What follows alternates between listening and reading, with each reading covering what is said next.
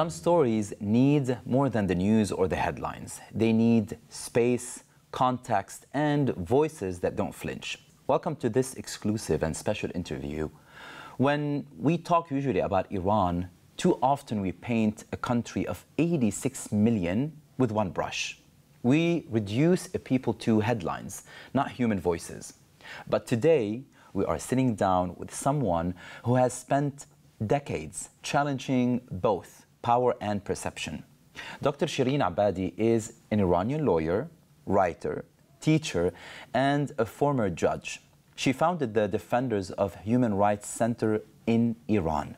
And in 2003, she became the first Iranian and the first Muslim woman to win the Nobel Peace Prize. And she was honored for her fight for democracy and human rights in the face of enormous risk. She has called Iran's leadership a paper tiger, but she's also warned the world not to turn Iran into another Iraq.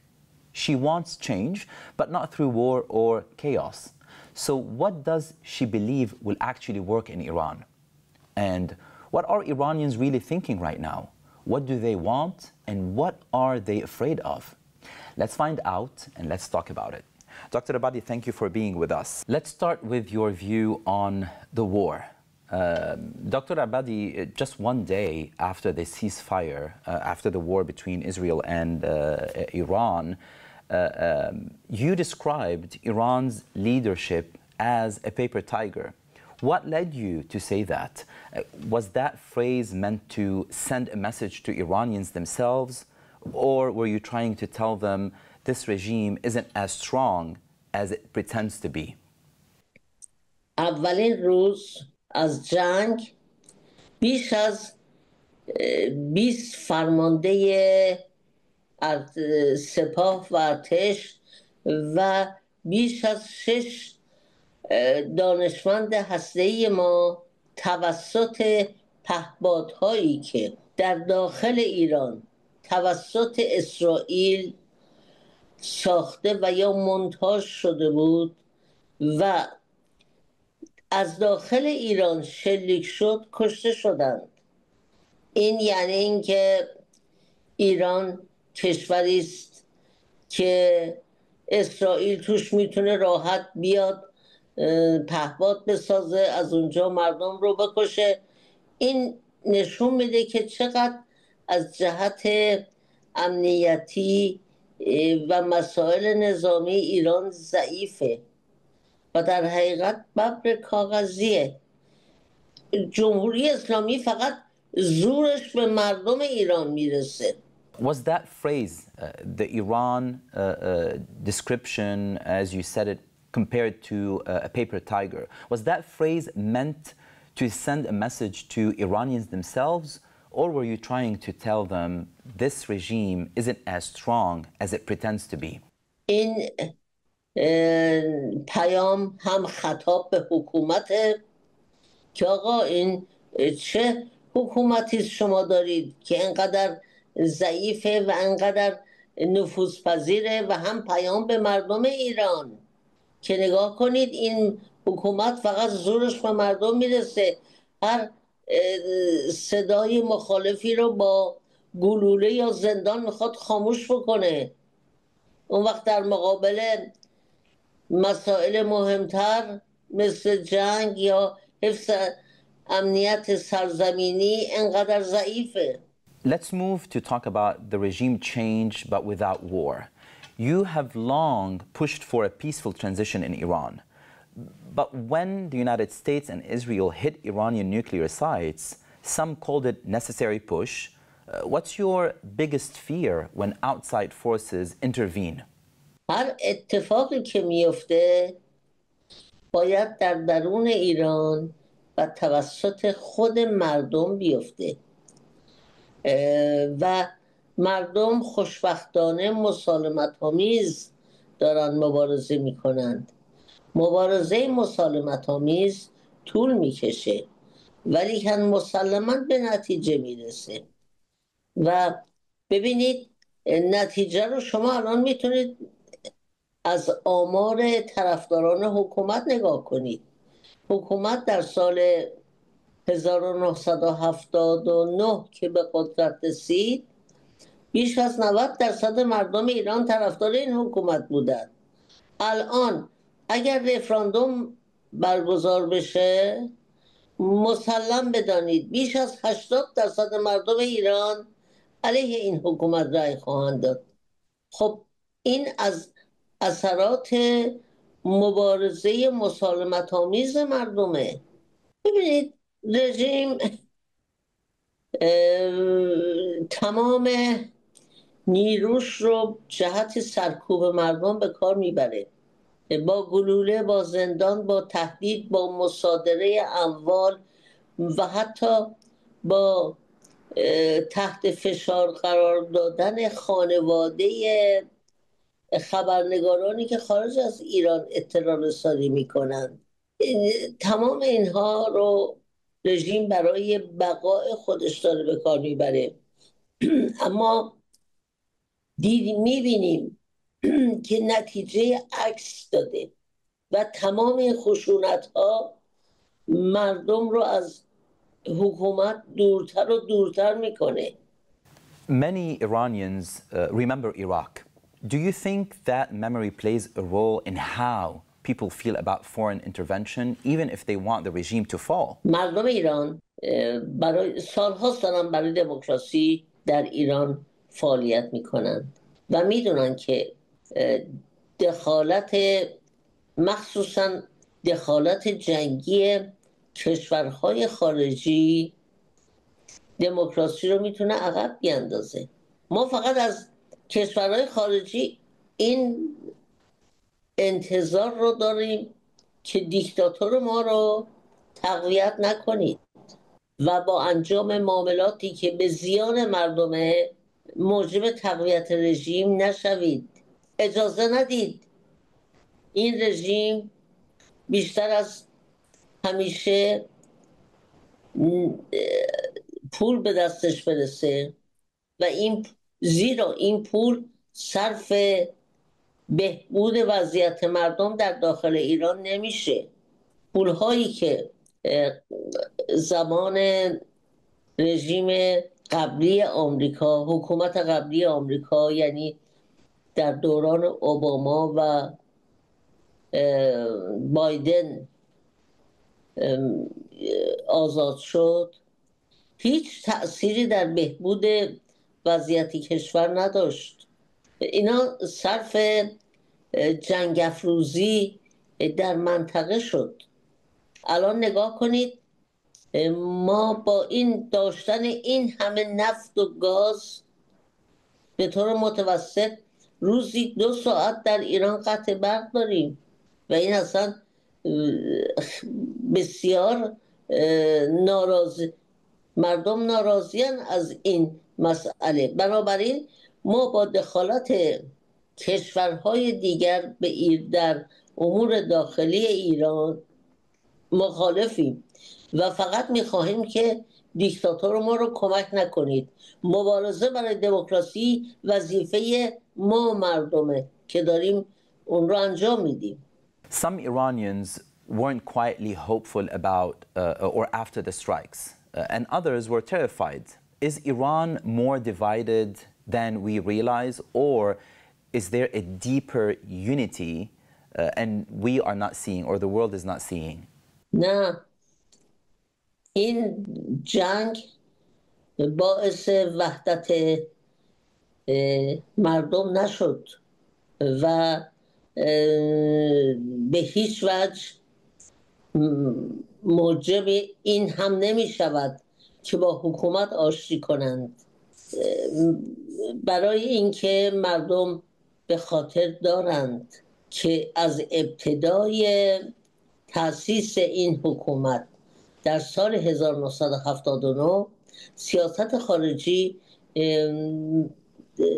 رسما اعلام شد که نابودی اسرائیل و بیرون کردن آمریکا از منطقه است.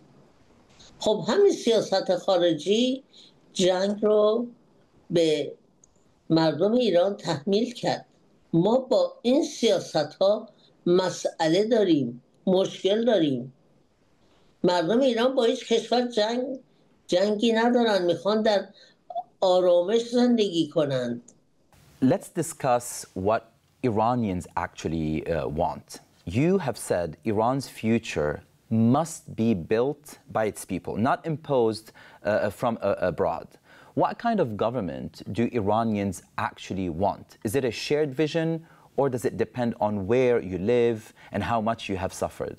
مردم ایران بارها و بارها گفتند که از استبداد دینی خسته شدند و خواهان حکومتی دموکرات و سکولار هستند.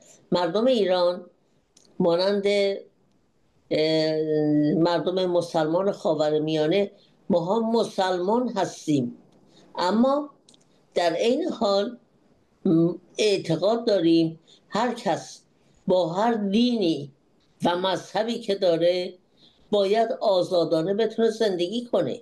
مردم ایران 47 سال نتیجه یک حکومت دینی رو دیدن و متوجه شدن چگونه از نام اسلام سوء استفاده میشه و حالا میخوان حکومتی باشه دموکرات و سکولار که در اون همه مردم با هم برابرن.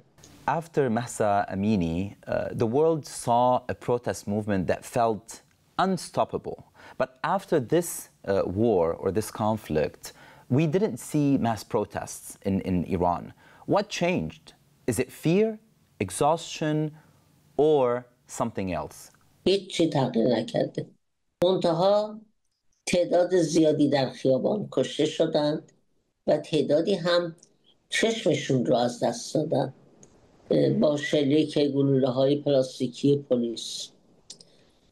الان اعتراضات در حقیقت زیرزمینی شده، دیگه مثل سابق در خیابان نمیان، ولی کن اعتراض سر جاش باقی مونده. و فراموش نکنیم در اون جنبش اعتراض مردم فقط به حجاب نبود، که اعتراض مردم به خود حکومت و سیاست‌های حکومت بود که سرشار از نقض حقوق بشر و خشونت و سرکوب. مردم این حکومت رو نه فقط به خاطر حجاب بلکه به خاطر تمامی سیاست‌ها و سرکوب‌هایی که داره نمیخواهند.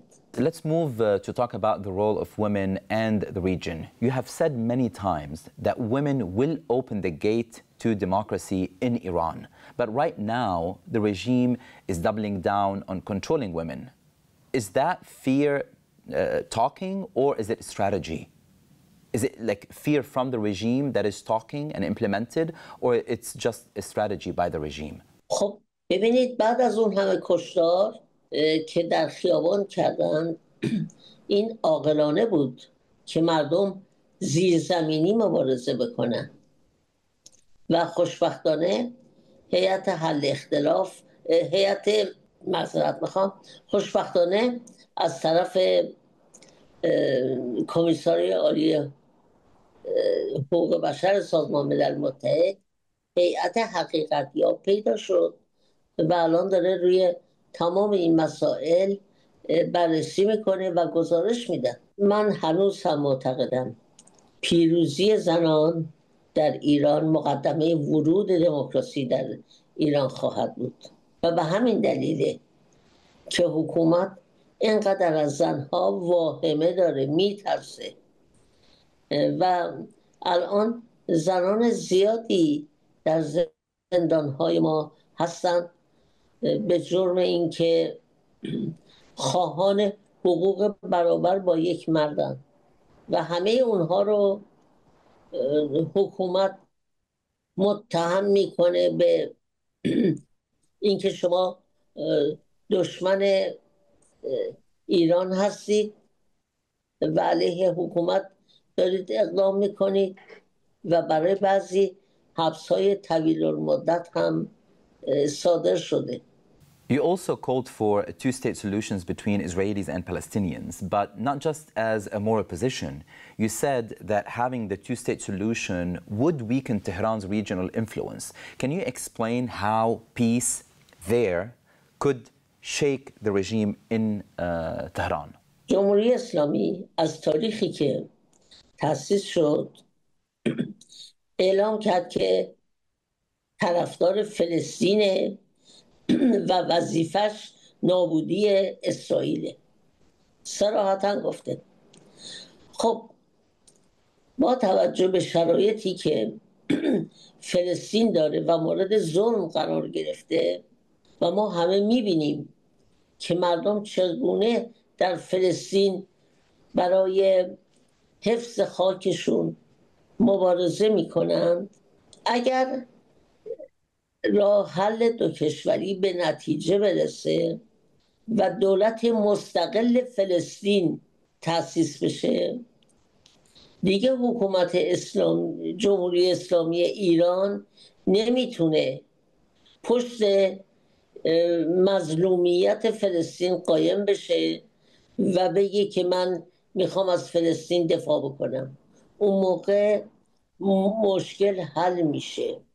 بنابراین اینکه ما حقوق فلسطینیان رو به رسمیت بشناسیم هم در حقیقت توجه هست به قطعنامه‌های متعدد سازمان ملل متحد که در این زمینه صادر شده و همین که بهانه از دست یک حکومت استبداد دینی مانند جمهوری اسلامی میاد بیرون، دیگه بهانه‌ای نداره که تروریست‌ها رو پرورش بده. You have said the people will succeed, that this regime will fall. After this war and everything that followed, do you still believe that? And what gives you that hope? حتما بر این باورم. مردم پیروز میشن. تاریخ نشون داده هیچ حکومتی با مخالفت اکثریت جامعه نمیتونه باقی بمونه. نیروی جوان و آگاهی که ما داریم، ببینید در جنبش مهسا برای اولین بار ما شاهد دختران 13-14 ساله بودیم که به خیابون آمده بودند علیه حکومت شعار میدادند.